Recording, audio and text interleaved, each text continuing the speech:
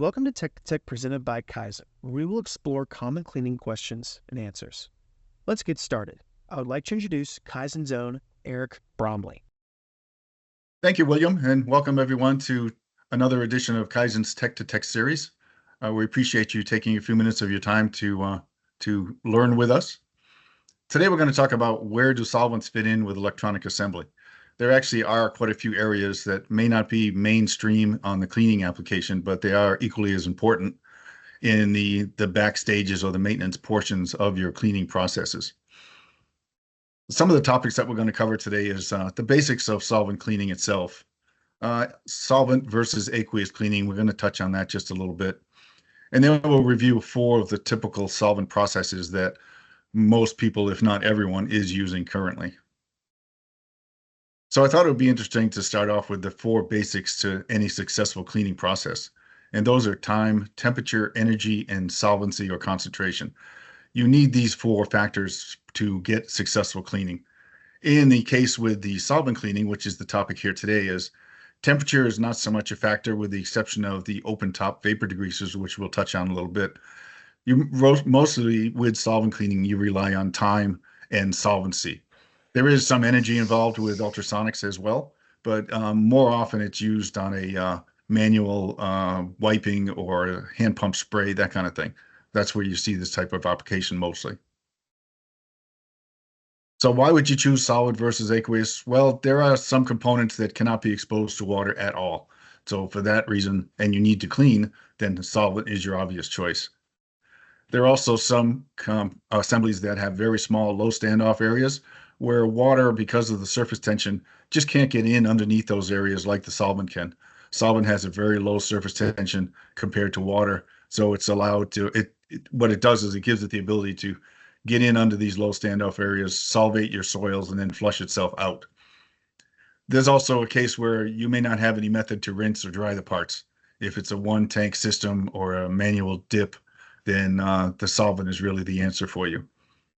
And also sensitive components. There are some components that are very sensitive to any kind of pressures or temperatures or any kind of impingement energy at all. And they just can't be subjected to any of these things. So that's where solvent comes in. As I said, it works with solvency, not the temperatures and pressures so much. The first process we'll talk about today is the open top degreasers, the more standard type degreasers. They're basically a vertical wash, rinse, and dry process where the parts are immersed either into the vapor zone or into the actual rinse or boil tide of the solvent degreaser, and then they're slowly removed for cleaning and drying.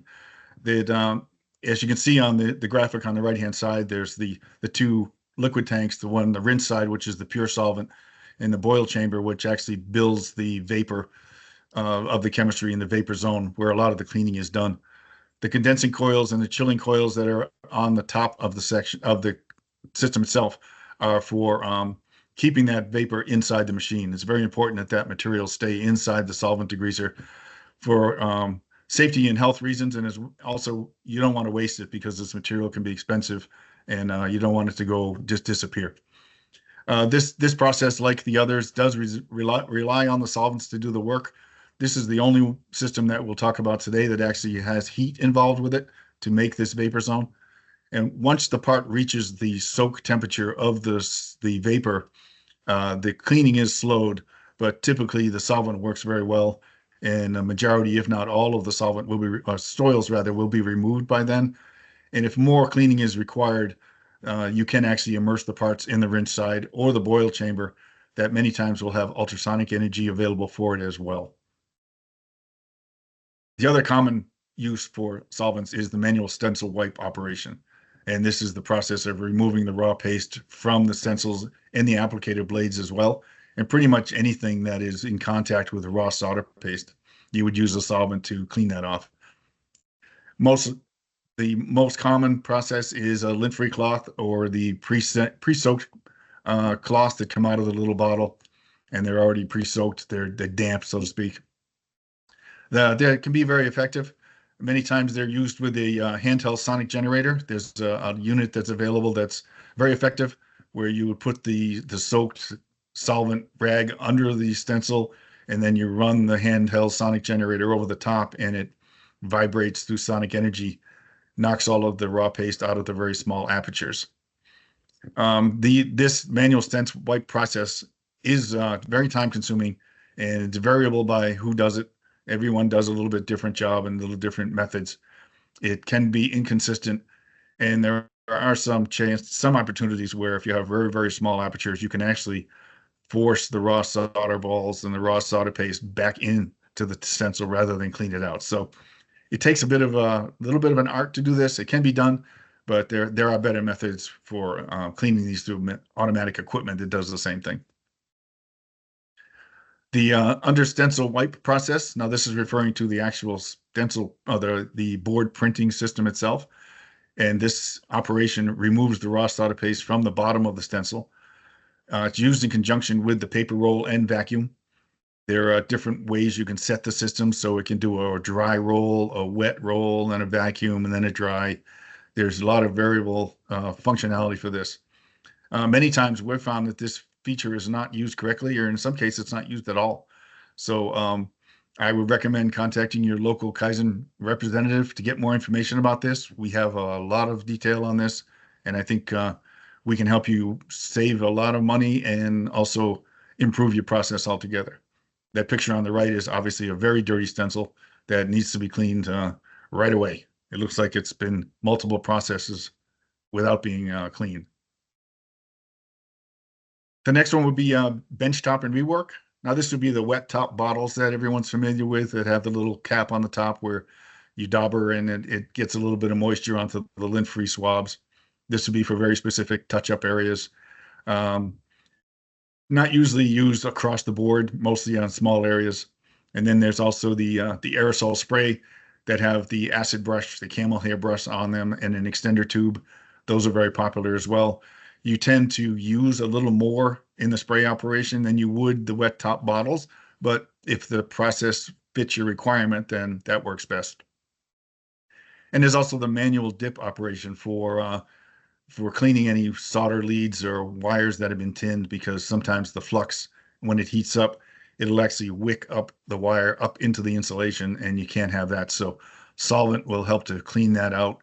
It gets up into those wicked up areas and helps to solvate that flux residue and gets it out, and it all air dries.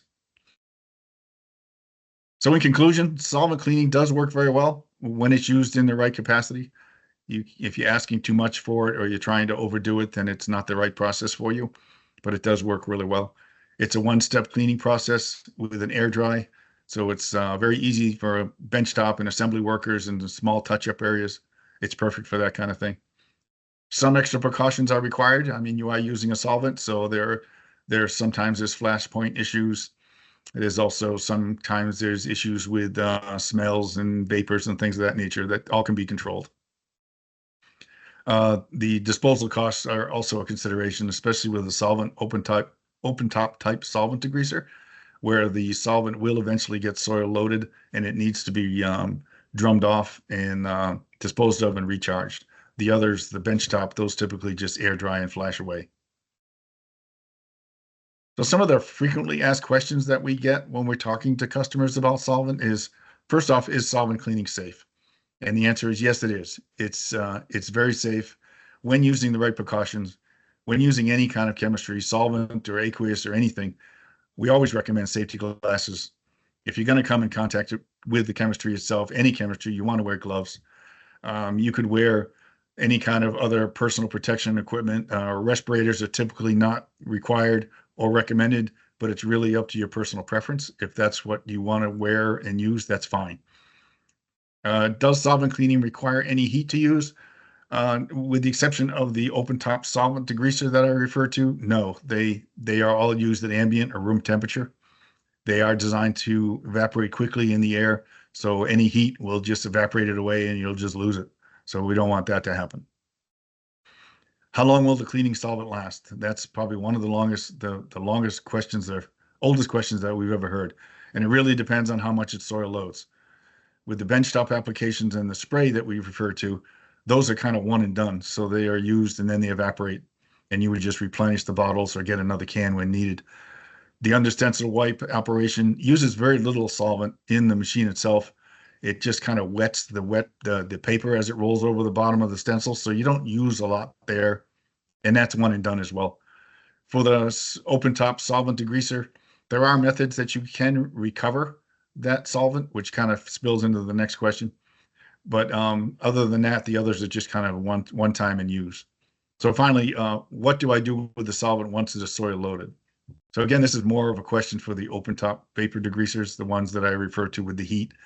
Once the solvent does get soil loaded, it'll need to be drummed off and disposed of. Typically, the same company that would take your empty solder paste containers or the squeegees or the dross, that kind of thing, they also have the ability to remove or take the solvent away.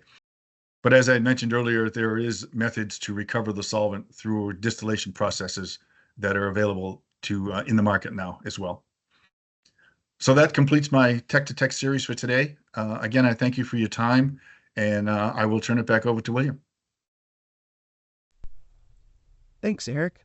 Thank you all for watching this Tech to Tech session. If you would like to discuss this topic further or have any questions not answered in the session, please contact your local KYZEN regional manager or send an email to tech@KYZEN.com, and we will have someone follow up with you as soon as possible. And if you like this video, be sure to follow us on our social media platforms for more expert cleaning content.